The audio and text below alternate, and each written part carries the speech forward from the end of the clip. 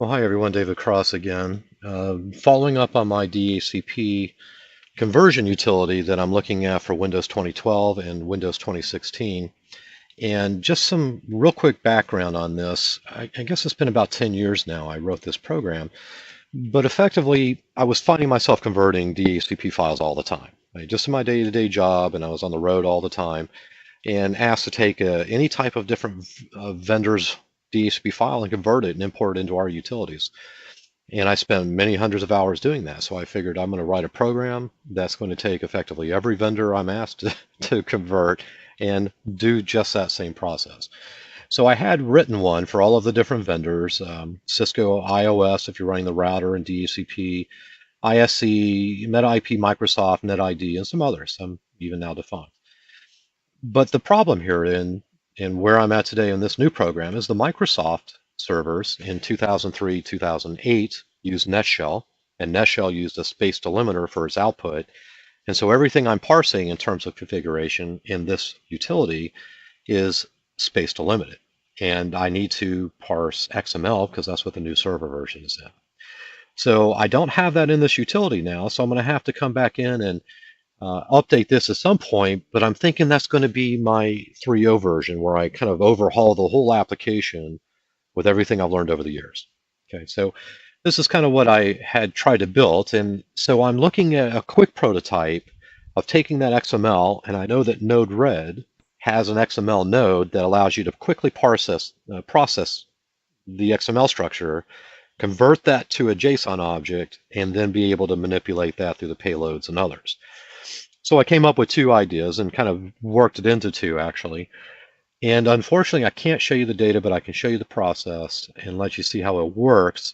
And then at some point, I'm going to kind of cleanse this data and use my own data that I'm going to build dynamically to kind of go back and show these examples. And then I'll show the data more specifically.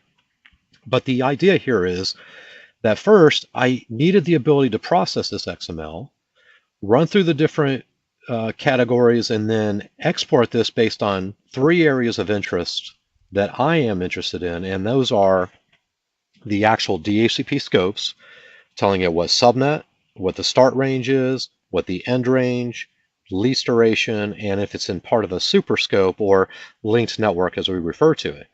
Now also subnet mask, because we'll have to convert this subnet mask into its CIDR counterpart, which we'll do through code as well. We'll do it through maybe an array lookup there. So the first thing is the option scopes. I wanted those. The second was the options, and I wanted the ability to process by subnet its options so that we can now import that information in IPControl 10. So that was key in this version. And the second thing I did with the options and the reservations, as you see, is I linked each of these and added the additional property called scope ID so that I could link those all back to the scope, which is the subnet which I'm processing all of this from.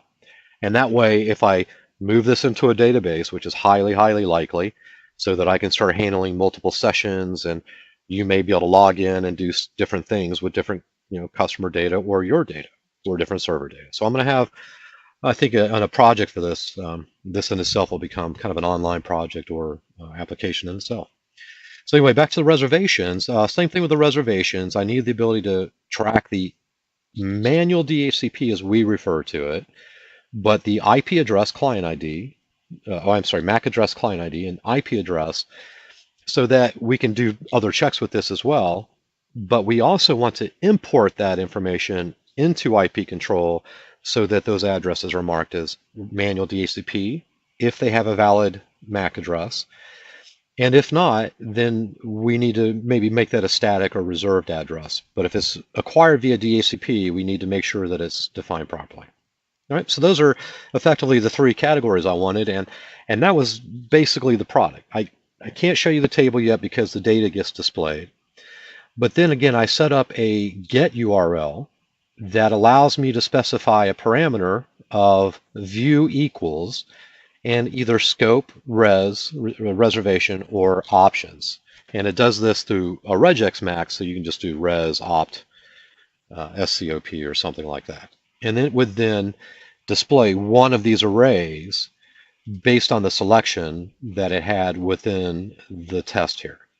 So when the information came in, it would request and look at the message request header, and if it matched that, look for each of the individual scopes and return that option to the client. Okay, I'm not going to go through this particular code because I've changed it down here as well. So that worked out really well. And so what I decided from that point is to look at ways of uploading this information. So if I am, a client A, and I have an email address, or I can go to a website, or I'm engineer A, and I have a complete XML file, I want to go to a web page somewhere, or through some FTP transfer, copy it into a directory somewhere. Maybe I'll hook it up to Dropbox, maybe have an account that you set it up. But when we see that, I want to set up a node then that watches for these files to appear in this directory when they're copied and when they're deleted. And I want to be able to move these things around as I process them so that I can have temporary directories and session IDs and things. And then ultimately, I think a database is going to be a more dynamic function for this, for a web-based solution.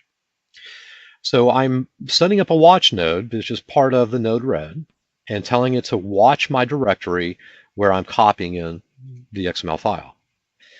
Once the watch node determines that there's a file copied, it sets up the payload to be the file name. The file node, which then allows you to read the file in, takes a payload of file name to specify that file to read it. So I'm going to move the payload through the change node into the message file name. And that's going to get processed into the file, which is then going to read this file. And the payload of that is XML, which is going to be passed to XML, which will convert that into the JSON object. And then, because I only care about the scopes, but I may come back and do this with policies or other settings, I'm only capturing the IPv4 scopes. And more specifically, it's listed out as DHCP server.IPv4, open bracket 0, close bracket, dot scopes, open bracket 0, close bracket, dot scope. So basically referencing the first array element of IPv4, first array element of scopes, and then the scope represents an array of the scopes, which are actually 184 in count in this case. Now, once that's done, we go into kind of an elaborate function I've written that is probably too elaborate for this. But the whole point of this is that I know I only need certain information because I've written this program already. So I know what I need, and I know what information is going to be useful that I can then cat or aggregate to build import structured data for IPControl or whatever else. And so what we have then is I break these out into their individual components, and I start with a for loop as my outer loop that works with the scope. So I start with the scopes, since that's where I'm limiting the scope of this payload to begin with. So I'm going to create a scopes A variable that I'm going to use for each individual iteration of this. And I'm manually setting the values versus setting in an object to the scope itself, because that already exists. And within the scope is already the payload, the reservations, the option values, and other information as it gets built out. So this is what the scope looks like in its entirety. And really the only things I'm interested in are a couple values from here, but then I want the option values and reservations to be processed on their own. I don't want them to be included in this new object I'm creating, right? Just the scope information. So I push that on top of the stack for the scope objects. And then I'm going to go down and check and see if there's an option values parameter at the subnet level. Microsoft now supports options at the subnet and down at the host. And so they have different option arrays, if they're set, that you can then process. And these will then break down an option array list that then breaks down the value and or ID. So I can use this then to create an array that I can then build an import template for these options into IPControl in 10.0. So I'm going to take that and manage that and then push this again up into the scope options array. And then lastly, I'm going to process these reservations. And this is somewhat of a tricky area here, and we're going to have to work through some of this because of the web, and I don't know how this will work, but a lot of times Windows DHCP is used as a documentation tool. because they're not very good at tracking the other details or conforming and enforcing names and things like that. So what you end up with when you process DHCP reservations are names are not DNS compliant, but those are the names of the devices. So they're usually entered with some type of descriptive information that would violate any kind of DNS host naming concept. So we have a challenge here, and that is that we're going to be able to pull these reservations and we're going to be able to do certain checks with it, but we can't use it as is because we know that some of the names aren't going to be valid. So we have to figure out some way of doing this where we can manage and monitor the names or do some type of lookup. Now I have in my other application, when I'm looking at these configurations here, I have the ability to effectively validate data by right-clicking. Can't see it now as there's no data. But when I right-click, I can then run an API that goes to the database, compares the IP subnet, and then gives me some indicators of what the differences are that I can then export and make appropriate changes. So I think I'm going to have to do that. And I think I'm going to have to introduce some type of lookup here. But just know that you can't just take the name as is. And we'll have to probably provide some checks. But one thing I can do is we can start to use the apply naming policy. So I can go ahead and build this array out, which I'm doing here, and I'm going to push all this onto the reservation stack. But when I go to write those files, and if I ever create this out into CSV, I might put another check in there to go do something with the host name. And if it's not a valid name, to use the apply naming policy.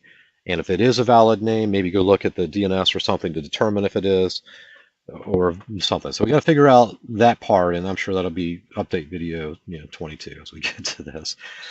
So anyway, we've got the reservation process, and those are all three, and that's per line being read in for each scope.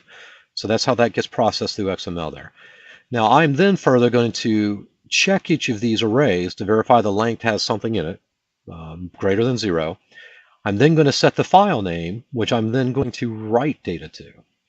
So this output file takes again the message file name, so I'm just going to go ahead and set it in the packet. I'm going to set the payload to whatever object array that I have this defined, so reservation, scope, options, or scopes.